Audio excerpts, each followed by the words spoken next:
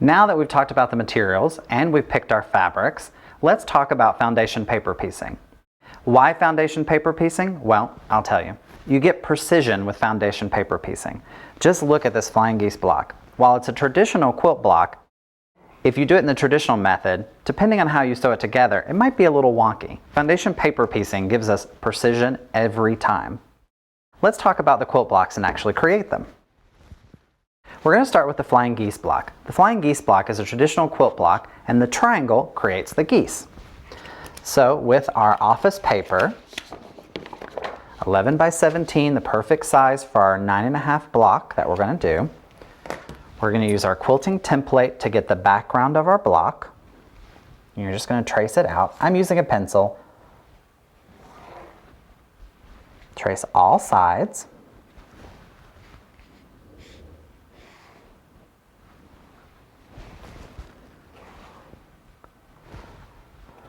And there we go. There's the background of our block. And this is going to be the background of all the blocks that you're going to make today. Now this is a 9.5-inch template. So to get 2 flying geese, you have to figure out what the measurement in between that is. And that's 4 3/4. So, and you can use your school ruler if you want. I just prefer to use my template ruler. So for the flying geese, you're gonna make 4 center points along the outside of the foundation block. So 4 3/4, mark it there. 4 3/4, right there. 4 3/4 right there. 4 3/4 right there. And you have to remember when you're using your quilting template rulers, sometimes they start on the half, so just keep that in mind when you're measuring. You don't want to have a off measurement by using that half mark. So you're going to draw your center line first on your flying geese block, connecting the dots that you just drew.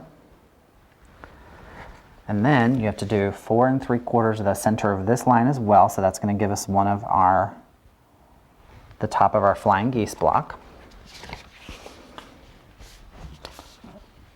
And then you just connect the corners to the center point that you just drew for your first block. Whoopsie, didn't quite catch it.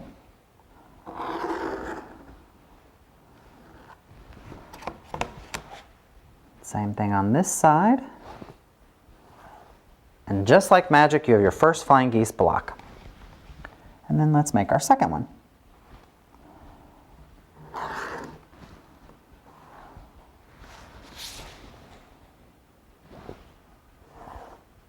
And there we go. There's your flying geese foundation paper piece block. Now if you look at foundation paper piece blocks online and you can print them off at home, they're all numbered. And the reason why they're numbered is that's the order that you're going to sew in. So we'll start and we'll number 1, 2, 3, 4, 5, 6. And I'll explain that when we start to join the block with the fabric. So this is your flying geese block, and you're actually going to make 2 of these. Next, let's make our half square triangle block. So again, you're going to build your foundation block first, and that's tracing your template.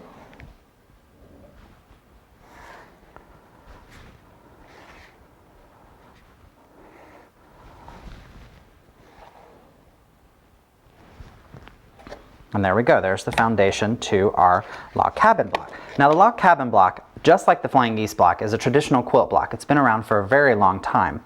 We're making sort of like a half version of a log cabin block.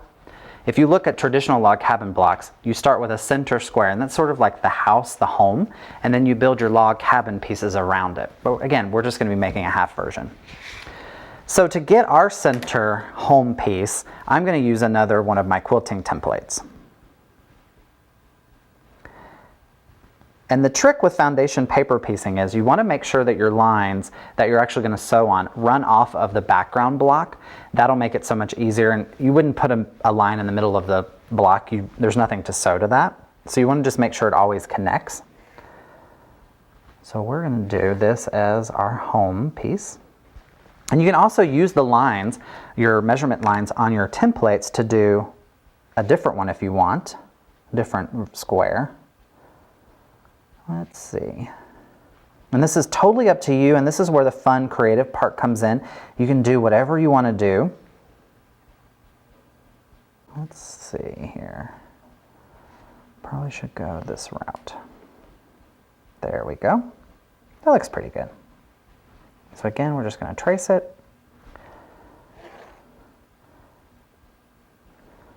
And we need to connect this because you're going to be sewing, this is your first block, and to sew our second block we need to connect it because obviously you're not going to be able to sew that angle.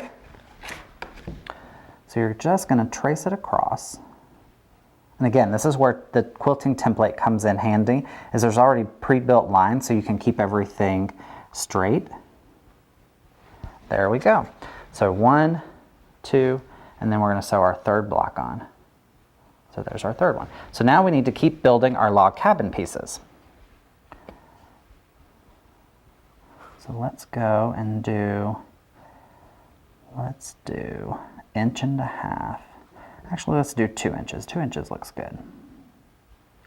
So again, using the template ruler marks, we're going to draw a 2-inch line across the top. There we go. And then you're going to do the same here. Just going to connect it over using our template. And then we had to add a couple more here. So 2 inches because that's the block that we started here, the line we started there.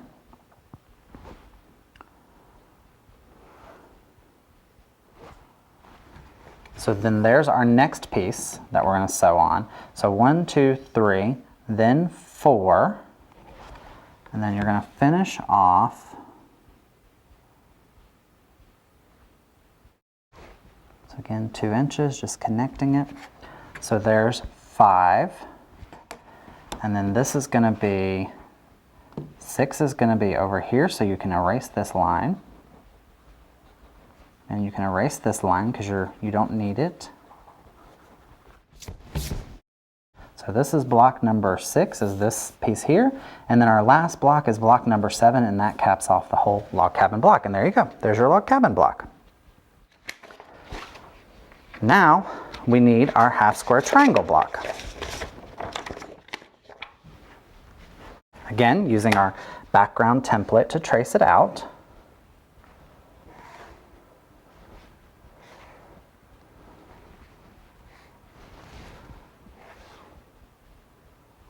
Half square triangle blocks are foundation blocks to any quilt design. You'll see them used in a wide array of designs and patterns. They're similar to the log cabin and to the flying geese block. So now we have to get our half point, and this is the half square. So the half square refers to half of the square. Now my ruler's not quite long enough, so we're going to improvise and use one of our other templates. And we're just connecting corner to corner.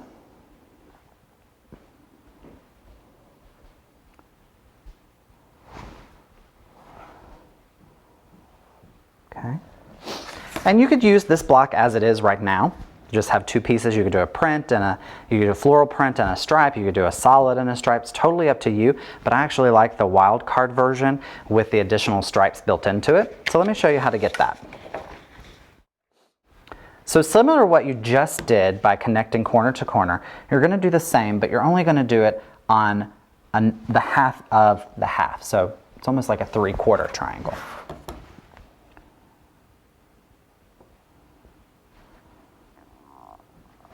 And there we go, there's our starting point. And then you're going to build out your stripes from the center. Again, making sure that you're not using the half mark of your ruler. And this is the inch. So we're going to do 2, let's see, 2, 4, 6. Let's do 2-inch stripes. So block out 2, 4, 6. And then using your template as a guide,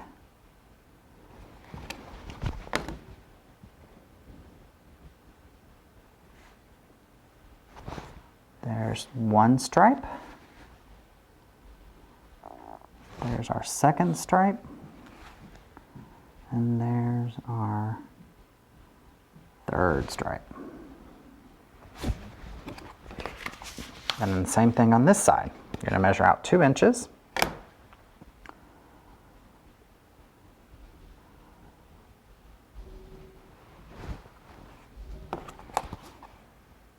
to watch these quilting rulers. Sometimes they're tricky. They have that extra ½ inch in there. So that's why the school ruler sometimes is better. So 2, 4, 6. And then you're going to measure out your lines. 2 inches.